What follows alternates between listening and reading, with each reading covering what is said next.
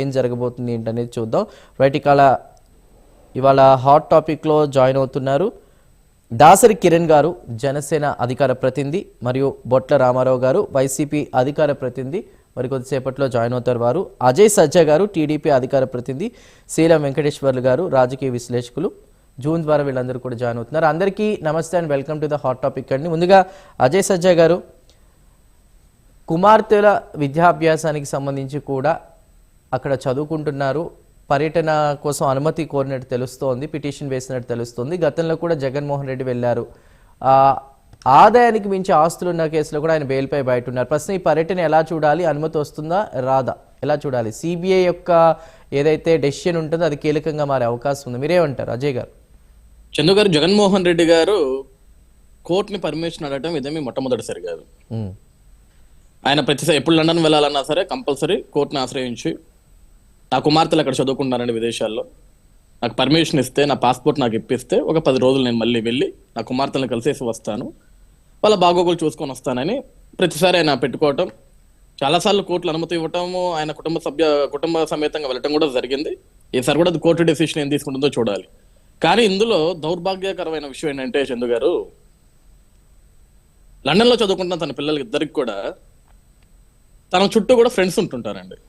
ఎందుకంటే ఈ న్యూస్ ఇక్కడ మాత్రమే కాదు కదా, వాల్ వైడ్ చూస్తుంటారు. అదేవిధంగా వాళ్ళ కుమార్తెలు ఈ ఆల్రెడీ మా నాన్నగారు వాళ్ళు వస్తున్నారంట, కోర్టులో పర్మిషన్ తీసుకుంటున్నారంట అని వాళ్ళ ఫ్రెండ్స్ తో డిస్కస్ చేసినప్పుడు అది ఎలా ఉంటుందంటే, దేనికి ప్రతిసారి మీ ఫాదర్ కోర్టులో పర్మిషన్ తీసుకుంటున్నాడు? అంత పెద్ద దొంగనా అతను? ఎందుకంటే జగన్మోహన్ రెడ్డి అంతర్జాతీయ దొంగ అని చెప్పేసి అనేక సార్లు ముద్రపడింది. ఈరోజు తెలుగు రాష్ట్రాల్లో మనం మాట్లాడుకోవటం కాదు చందు గారు, ప్రపంచంలో అనేక మంది మాట్లాడారు.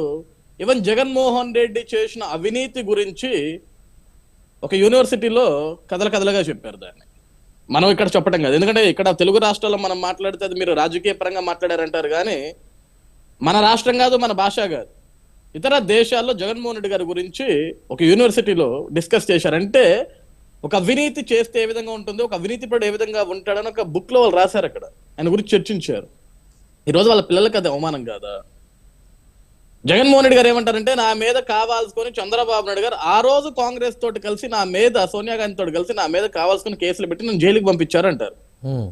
2019 నుంచి 24 వరకు మీరే ముఖ్యమంత్రి సార్.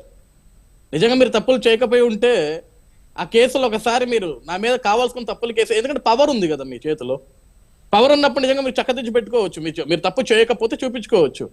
ఈవెన్ మనందరం గుర్తుపెట్టుకోవాల్సిన విషయం కూడా ఏంటంటే చందు గారు, ఆయన 2019 నుంచి 24 వరకు ముఖ్యమంత్రిగా ఉన్నప్పుడు కనీసం అవినీతి కేసుల్లో హైదరాబాద్ నాంపల్లి కోర్టుకు పోవాలి ఆయన ప్రతి శుక్రవారం. కానీ ప్రతి శుక్రవారం కోర్టుకు పోవాల్సిన ప్రతిసారి ఆయన ఏం చేస్తాడంటే, 5 సంవత్సరాలు ఇంట్లో నుంచి బయటకు ఎప్పుడు వచ్చాడు కాదండి. ఈవెన్ ఏమన్నా సంక్షేమ పథకాలు ఇవ్వాలన్నా సరే ఇంట్లో కూర్చొని ఒక బటన్ నొక్కేవాడు ఈ మనిషి. కానీ శుక్రవారం కోర్టుకు పోవాల్సి వస్తుందన్న ప్రతిసారి ప్రతి శుక్రవారం ఈయన ఒక పర్యటన పెట్టుకునేవాడు. ఆ పర్యటన పెట్టుకొని వాళ్ళ లాయర్ల ద్వారా ఏం చెప్పాడంటే, ఈ రోజు మా ముఖ్యమంత్రి గారు చాలా బిజీ స్కెడ్యూల్లో ఉన్నారు, కోర్టుకు రాలేకపోతున్నారు, దయుంచి పర్మిషన్ ఇప్పించండి. అక్కడ కూడా కోర్టుకి పోకుండా పర్మిషన్ ఆయన.